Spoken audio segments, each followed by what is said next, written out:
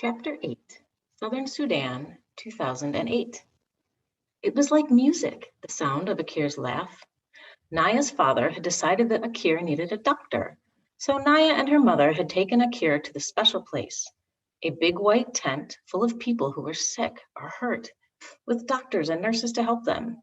After just 2 doses of medicine, Akir was nearly her old self again, still thin and weak, but able to laugh as Naya sat on the floor next to her cot and played a clapping game with her. The nurse, a white woman, was talking to Naya's mother. Her sickness came from the water, the nurse explained. She should drink only good, clean water. If the water is dirty, you should boil it for a count of 200 before she drinks it. Naya's mother nodded that she understood, but Naya could see the worry in her eyes. The water from the holes in the lake bed could be collected only in tiny amounts. If her mother tried to boil such a small amount, the pot would be dry long before they could count 100. It was a good thing then that they would soon be returning to the village. The water that Naya fetched from the pond in the plastic jug could be boiled before they drank it. But what about next year at camp? And the year after that? And even at home, whenever Naya made the long, hot walk to the pond, she had to drink as soon as she got there. She would never be able to stop Akir from doing the same. Southern Sudan, 1985. The lake's surface was calm, and once the boats had pulled away from the shore, there was not much to see, just water and more water. They paddled for hours. The scenery and the motion were so monotonous that Selva might have slept, except he was afraid that if he did, he might fall over the side. He kept himself awake by counting the strokes of Uncle's paddle and trying to gauge how far the canoe traveled with every 20 strokes. Finally, the boats pulled up to an island in the middle of the river. This was where the fishermen of the Nile lived and worked. Selva was amazed by what he saw in the fishing community. It was the first place in their weeks of walking that had an abundance of food. The villagers ate a lot of fish, of course, and hippo and crocodile as well. But even more impressive were the number of crops they grew: cassava, sugarcane, yams. It was easy to grow food when there was a whole river of water to crops. That was stupid.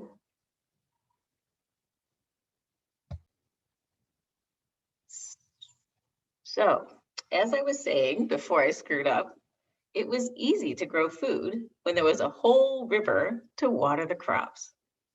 None of the travelers had money or anything of value to trade, so they had to beg for food. The exception was Uncle. The fisherman gave him food without having to be asked. Selva could not tell if this was because Uncle seemed to be the leader of the group or because they were afraid of his gun. Uncle shared his food with Selva, a piece of sugar cane to suck on right away, then fish that they cooked over a fire, and yams roasted in the ashes. The sugarcane juice soothed the sharpest edge of Selva's hunger. He was able to eat the rest of the meal slowly, making each bite last a long time.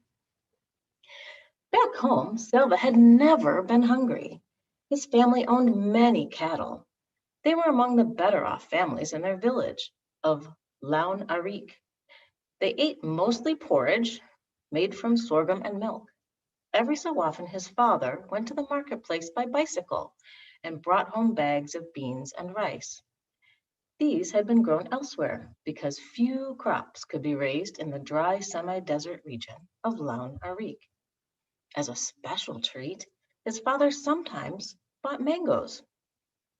A bag of mangoes was awkward to carry, especially when the bicycle was already loaded with all the other goods. So he wedged the mangoes into the spokes of his bicycle wheels. Then, when Selva ran to greet him, he could see the green-skinned mangoes spinning gaily in a blur as his father pedaled. Salva would take a menu. Salva would take a mango from the spokes almost before his father had dismounted. His mother would peel it for him, its juicy insides the same color as her headscarf. She would slice the flesh away from the big flat seed. Salva loved the sweet slices, but his favorite part was the seed. There was always plenty of fruit that clung stubbornly to the seed. He would nibble and suck at it to get every last shred, making it last for hours. There were no mangoes among the fisherman's great stores, but sucking on his piece of sugarcane reminded Salva of those happier times. He wondered if he would ever see his father riding a bicycle with mangoes in its spokes. As the sun touched the horizon, the fishermen abruptly went into their tents. They weren't really tents, just white mosquito netting hung or draped to make a space so they could lie down inside. Not one fisherman stayed to talk or eat more or do anything else. It was almost as if they all vanished at the same moment. Only a few minutes later, mosquitoes rose up from the water, from the reeds, from everywhere. Huge dark clouds of them appeared, their high-pitched whine filling the air.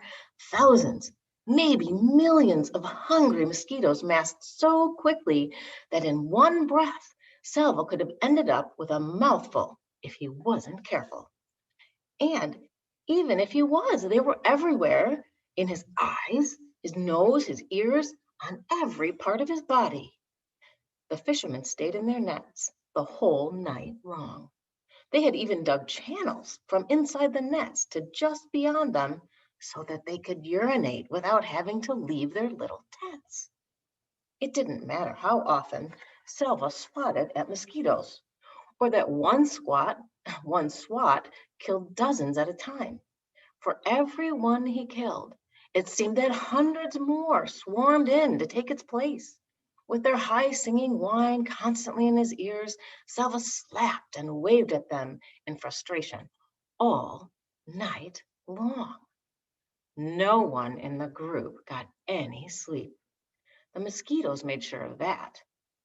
In the morning, Salva was covered with bites. The worst ones were in the exact middle of his back where he couldn't reach to scratch. Those he could reach, though, he scratched until they bled. The travelers got into the boat one more time to paddle away from the island to the other side of the Nile.